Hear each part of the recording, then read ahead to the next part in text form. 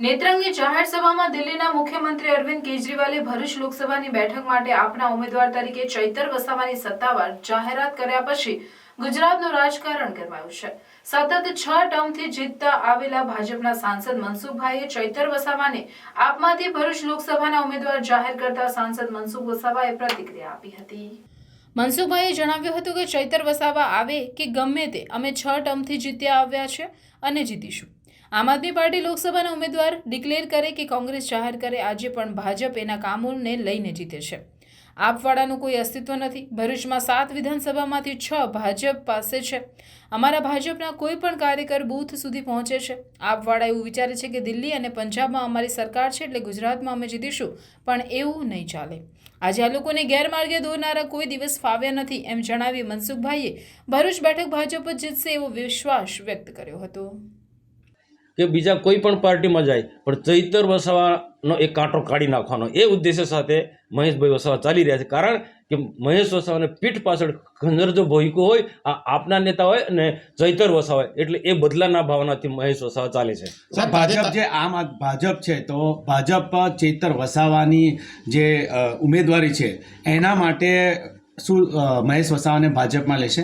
મહેશ વસાવા આવે કે નહીં આવે અમને કોઈ ફરક નથી। અમે અમારી તાકાત પરથી તમે આ 6 ટર્મથી જીતતા આવ્યા છે અને આ 7મી ટર્મ એવી રીતના જીતીશું ને લોકોને પરિણામ હશે ખબર પડશે। કારણ કે એ પ્રમાણે અમારું કામ છે, સંગઠન ને ચૂંટાયેલી પાંખ વચ્ચે અમારા એકના સમયથી કામ કરી। અમારો CR પાટીલ પ્રદેશ અધ્યક્ષ દરરોજના અમારી પાસે રિપોર્ટ લે છે, પેજ પ્રમુખ સંગઠનનું, સરકારની યોજના ક્યાં પહોંચી કે નહીં પહોંચી, એ રીતના અમારા ગુજરાતના મુખ્યમંત્રી સમય સાથે અમારા વિવિધ જે પ્રશ્નો છે, પ્રજાલક્ષી પ્રશ્નો, એ સીધા અમારી સાથે વાત કરીને ઉકેલી રહ્યા છે। એટલે પ્રજા આ બધું જ જાણે છે અને પ્રજાને ખબર છે કે જે પ્રજાના જે નાના મોટા પ્રશ્નો પણ ઉકેલ્યા હશે એ પ્રશ્નો પણ ભાજપવાળા જ ઉકેલી શકશે। કારણ કે કેન્દ્રમાં પણ ભાજપ છે અને રાજ્યમાં પણ ભાજપ છે। સાહેબ, કેજરીવાલની જનસભા થઈ એમાં જનમેદની જોઈને ભાજપના સુપડા સાફ થઈ જવાની ચિંતા બેસી ગઈ છે, એવું વાત થઈ। ત્યાં જનમેદની આ મુખ્યમંત્રી બે આવતા હોય, દિલ્હીનો મુખ્યમંત્રી આવતો હોય, પંજાબનો મુખ્યમંત્રી આવતો હોય અને ગુજરાતના એમના નેતાઓ આવતા હોય અને તમે લોકો સ્વીકારો। હું કહું મને તો 15,000નો રિપોર્ટ છે, પણ માન લો કે 15ના બદલે 20,000, આમાં શું ફરક પડવાનો છે?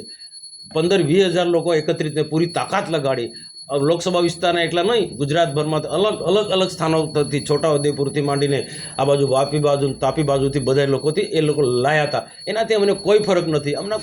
અમે વધારે સાવધાન બનીશું।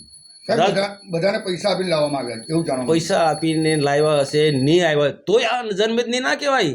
પૈસા આપીને લાયા હશે, ગમે તેમ કરીને લાયા હશે, કે લોકોને જૂઠાણું બોલીને લાયા હશે, મફત આપીશું બધું જ કહ્યું છે, તો આ જનમેદની ના કહેવાય। અમારા મુખ્યમંત્રી આવતા હોય તો એક અમે 2-3 દિવસમાં 25-30,000 લોકો ભેગા કરી દે। જ્યારે પ્રધાનમંત્રી આવતા હોય કે માનનીય અમિત શાહ આવતા હોય તો લાખોની સંખ્યામાં અમે લોકોને ભેગા કરતા હોય। આ તો અમારો કશું જ નથી।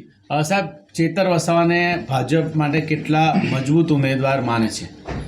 અમે સામે પ્રતિસ્પર્ધી છે એટલે અપક્ષને પણ અમે મજબૂત માનીએ છીએ અને એના કારણે અમે જીતતા આવ્યા છે। સામે કોણ ઉમેદવાર છે એને ધ્યાન રાખીને અમે ચૂંટણીની વ્યૂહરચના કરતા હોઈએ છીએ અને એને ધ્યાનમાં રાખી કે જ્યાં અમારે વિશેષ ધ્યાન આપવાનું હોય ત્યાં અમે ધ્યાન આપીશું। પાર્ટીને જ એટલી વ્યૂહરચના છે, સંગઠનમાં જ એટલી તાકાત છે કે ગમે તેટલો વ્યક્તિ મજબૂત હશે। ભૂતકાળમાં અનેક લોકો આવ્યા છે ને, ભરૂચ લોકસભા હોય કે બીજા ગમે તે જગ્યાએ ભલભલાને અમે પરાસ્ત કર્યા છે।